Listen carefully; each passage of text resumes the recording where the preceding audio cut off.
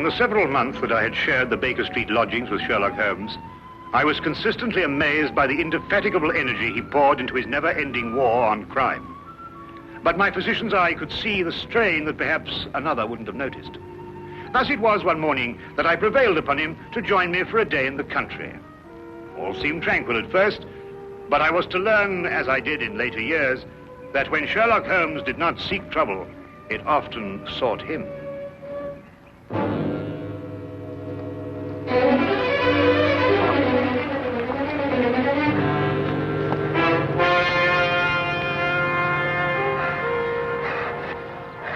Help her. They may be coming. Steady now, we'll have you all right in a minute. What's happened to the young lady? Who are you running from? Stark. Carroll. They tried to kill me. Out now, Holmes. Perhaps we'd better get them to London, eh? My very thought. The young lady is uninjured, but she's suffering from a deep state of shock. Right. Come along. Oh.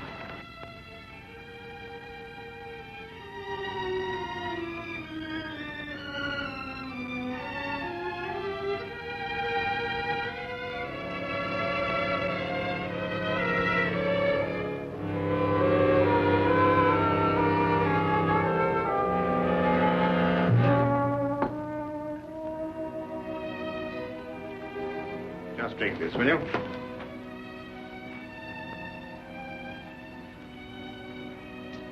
Better now?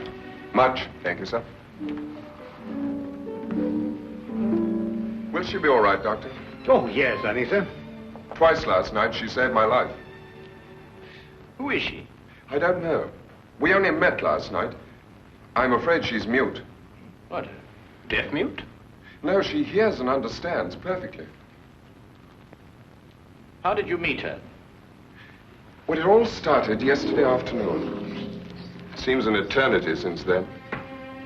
I was in my office, facing the realities of my professional situation. I suppose that everyone finds his first venture into independent business to be a dreary experience. After a year of it, I'd about decided to admit failure and seek employment with some recognized firm. It was at that point that I received a client. Mr. Hatherley? His name was Colonel Lysander Stark. Had I known then what horror he was bringing into my life, I would have strangled him right then and there. Frankly, Mr. Hatherley, the commission I have come here to offer you deals with a matter of extreme secrecy. I have gone to some lengths to acquaint myself with both your professional and your personal qualifications. Personal qualifications, sir? Yes. I know you to be an efficient hydraulic engineer, but also that you are a bachelor, an orphan, and that you reside here alone in London. Why, that's very true, but I'm afraid I don't understand. You shall when I explain the assignment. Do I have your word that our conversation will go no further than this room? Of course, sir. I shall respect your confidence. Excellent. Well, then. Does £50 for a night's work appeal to you? £50? I note by your expression that you suspect some illegality. Let me set your mind at rest on that score. Exactly what do you want me to do? To repair a hydraulic press, Mr. Hatherley. A rather large hydraulic press. Well, that hardly seems unusual.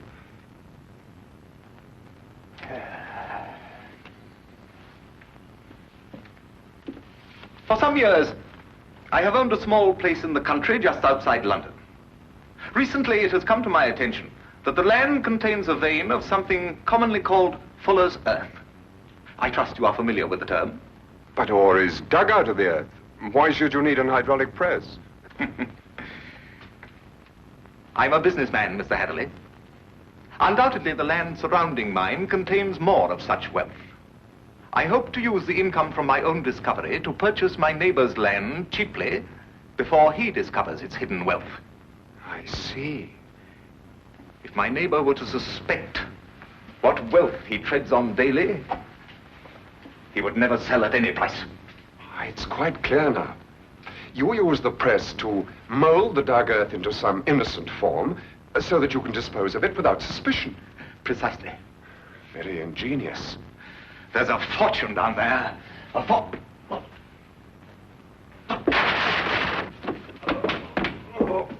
Is anything wrong? What is it, Colonel Stark? Can I get you something?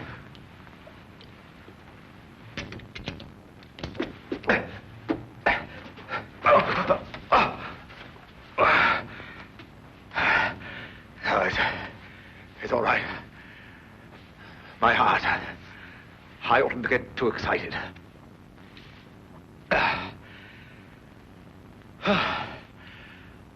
Well, I've put my trust in you, Mr. Heatherley. Do you accept the commission? When do I begin, sir? I promised to meet him that night, last night, at Ayford Station. The time he suggested was quite late, 11:30, but he insisted that it would be less conspicuous. I freely admit that the money kept me from exercising a more natural curiosity at such bizarre proceedings. One point, sir. When we encountered you, admittedly you were in a highly nervous state, but you kept repeating that they were after you. Did this man Stark have a confederate? Yes, a foreigner, a man named Carrow. I was to meet him later that night. Go on. Last night I boarded the train to Ayford and arrived there a little past 11 as ordered. And Colonel Stark was waiting? He was. We drove for almost an hour, and then we stopped suddenly, and he almost pulled me into a darkened house. Stark muttered under his breath as he fumbled to strike a match, but suddenly a light appeared at the top of the stairs.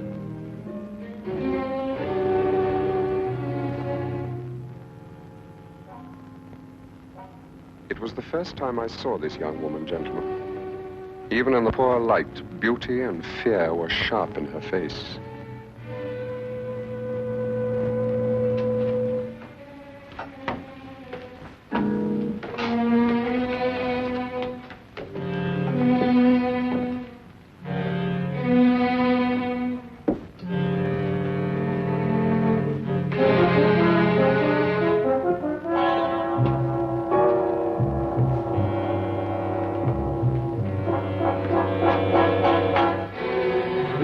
Is our housekeeper. How do you do, miss? She cannot answer you, I'm afraid. She is quite mute. I forgot to tell you that I have a colleague, Monsieur Carrow, brilliant mineralogist. I'll fetch him for you, if you'll excuse me for a moment. By all means.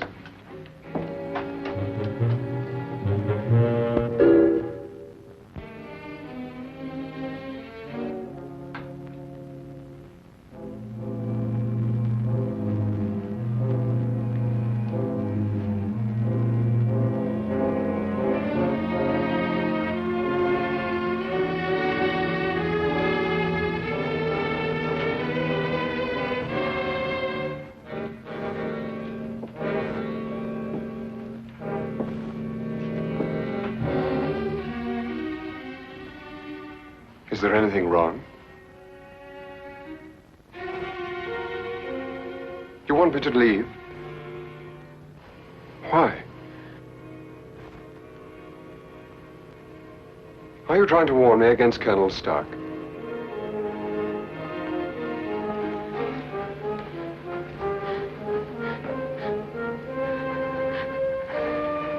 But why should I fear Colonel Stark? I only met him this afternoon.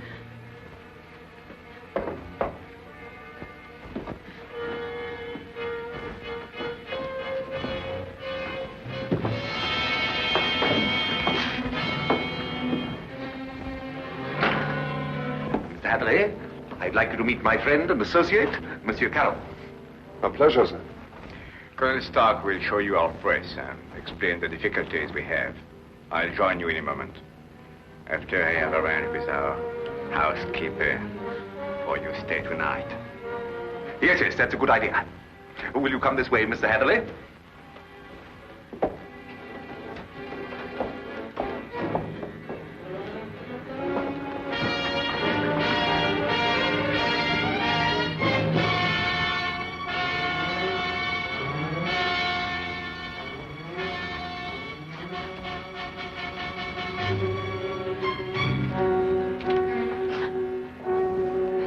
I thought you have learned better, my dear.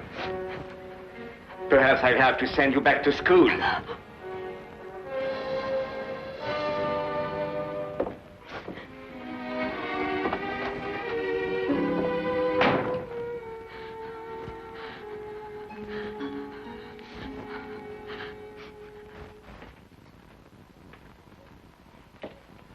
Yes, in principle, this is the standard hydraulic press. Though I must say I've seen few as large. Indeed? And so it does the work of 4 ordinary presses. I think I told you that time is my greatest foe.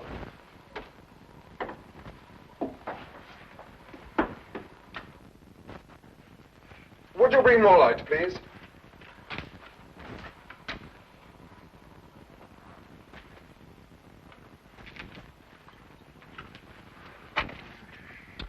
Wood. Concrete would have given you more support. Are these walls reinforced from the outside? Ah, Bruno. I was just about to explain to Mr. Hatherley that all the walls except the one he is examining are reinforced. However, There's no trouble with the walls. It's in the machinery. You'll hear it. Good. Just wanted to check up first.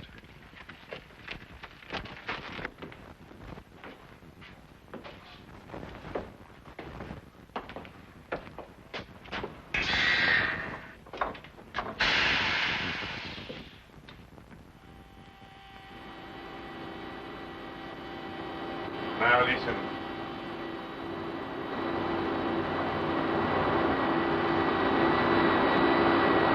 Know what it is? One of the cylinders is leaking fluid, cutting down your power.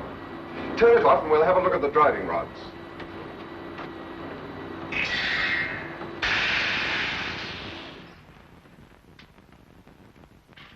I knew what I was after, and the rest proved to be no problem. Of course. You knew by then the true purpose of the press. Not quite. Although I was sure it was not for making dirt brick molds. Much too large for that. But they'd lied to me so blatantly, I thought it best not to call them on it right off. Well, what were they using the press for? Fairly obvious. They are counterfeiters. They use the press to form the amalgam that takes the place of silver. So I learned during the night. It was naive of me to assume that everyone but myself was asleep, but I did.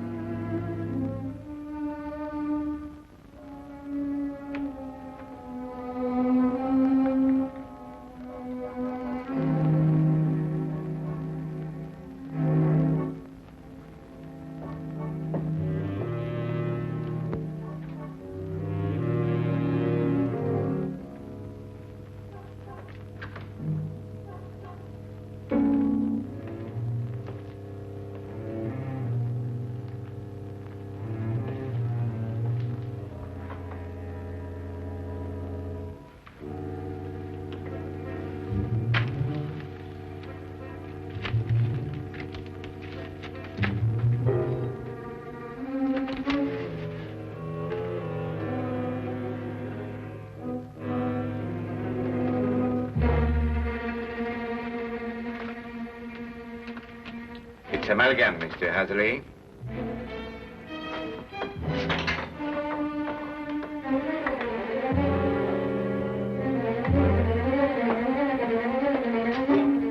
Carol, open up! Let me out of here, Carol!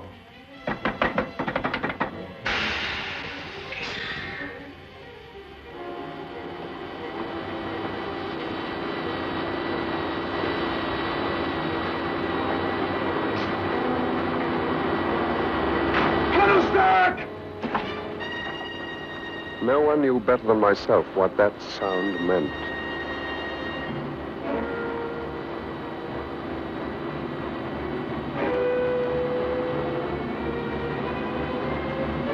Caro had started the press. Within minutes, that cold ceiling would be down with a force capable of grinding me to a shapeless pulp. And there was no way in the world I could stop it.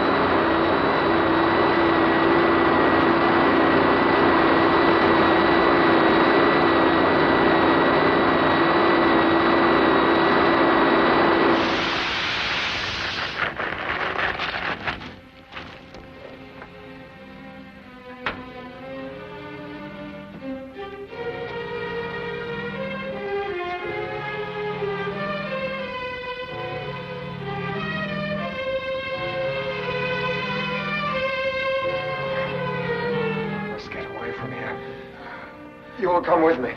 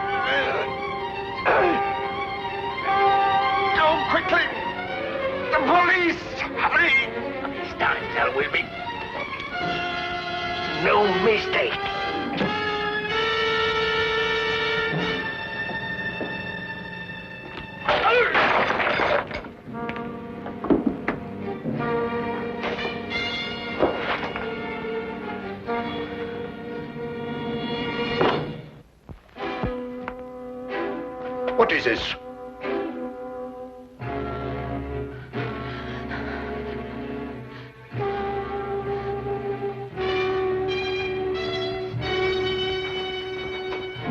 What's happened here? Bruno!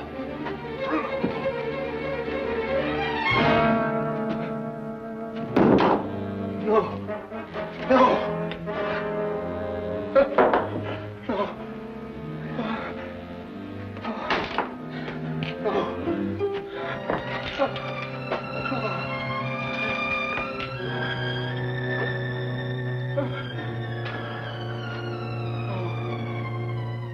That's almost the last lucid recollection I have.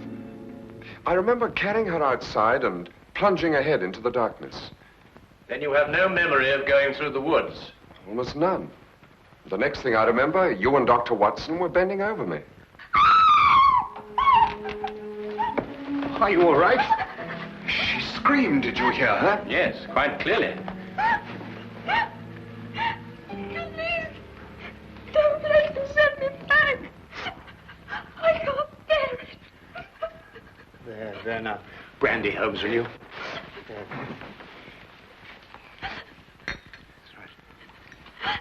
You'll be all right. Here, drink this, will you? Now, Spencer. Now, tell me, do you know this gentleman? Yes, Mr. Hatherley. Oh, you can speak. Oh, why last night did you pretend? I wasn't pretending. I've been unable to speak for a year. Excuse me, Miss, Connors. Ruth Connors. Miss Connors. I gather that the events of last night gave you a shock, rather like a shock you received a year ago. Yes. When I saw the gun in Colonel Stark's hand, and it was pointed directly at me, a year ago, another young man visited us to fix the hydraulic press. I see. What do you know about this other young man? I was standing there, watching, when all of a sudden Colonel Stark fired his gun straight into the other young man's face. Why didn't you go to the police? I did. But first I must tell you that Mr. Carew is my uncle and guardian. He's my only living relation. And when I witnessed the murder, he fell upon me, repeating over and over, "You must never say a word. You must never say a word." But the first opportunity I had, I ran to the police. What did they do? Nothing. Because from that moment to this, I've been unable to utter a sound or speak a word. It was as though my throat was frozen up. Incredible. I have heard of this before. The worst of it was, my uncle learnt of my attempt to inform on him and had me committed to Bedlam. The insane asylum? I spent 6 long months there, 6 horrible, unforgettable months before they released me in his custody. After that, he forced me to do his bidding by threatening to send me back. Send me back to school was the expression he used. Why, that's horrible. Very. And I think it's time we called in our old friend, Inspector Lestrade. If only to deal with this man, Carrow. You're not forgetting Stark, are you? Oh, I expect we'll find his remains, Watson. The loss of his medicine undoubtedly saved England the cost of executing him. Well, come along.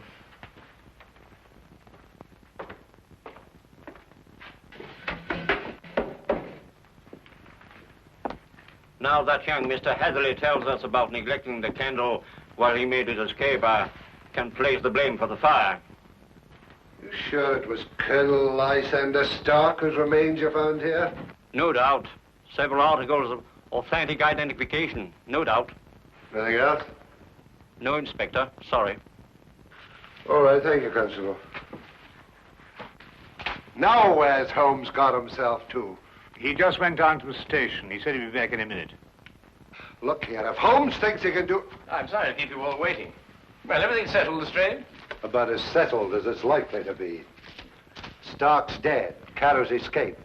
The only thing now is to go back to London and put out an alarm for him. Oh, dear. Well, tell me, what about the money? What money? Well, you know, the money they were making, the counterfeit. Have you found any? Well, no. Oh, I suppose Carter took it with him. Well, the man would have to be pretty desperate indeed to even bother with real money, let alone counterfeit. What are you suggesting, Holmes? Miss Connors, the only carriage used here is the carriage that Mr. Hatherley rode in. Is that right? Why, yes, I think so. I see. And that carriage has been in the livery stable since last night. Thanks to an obliging constable, I found one of Mr. Carrier's footprints. But there was no trail of similar prints leading away from the house. Mark you, I didn't imagine that he would try and make his escape on foot. How did he get away, then? He didn't, my dear fellow. He's still in his house, hiding somewhere. What? Mr. Holmes, there's a cellar where... I examined that cellar myself. No, I mean the special cave they dug under the house to hide the money. And there must be an entrance from the house itself. Well, I wasn't permitted to know exactly where, but I'm sure it was in this room somewhere. Thank you. Well, let's try and see, shall we? I beg your pardon.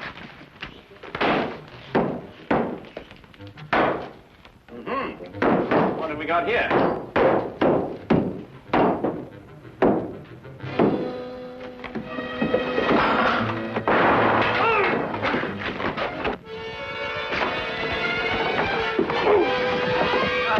Very neat, Watson. Oh, there wasn't anything to it. Now, dear, what have we got here? Oh, just nicked me, Doctor. Nothing serious. Well, we'll have a look at it anyway. Hold on. Some of you men lend a hand in here. That's that. I don't believe you'll have any more trouble with Mr. Carew. This has been a nasty business all round. I've lost my £50 fee, been roughed up, but it could have been worse, I suppose. A good deal worse, my friend. For example, I believe this is yours. Mine. Yes. What is it? Your shoe, I believe. I recovered it from the press. Yes, it makes one think, doesn't it? Well, Watson, you were quite right. A day in the country can be quite relaxing.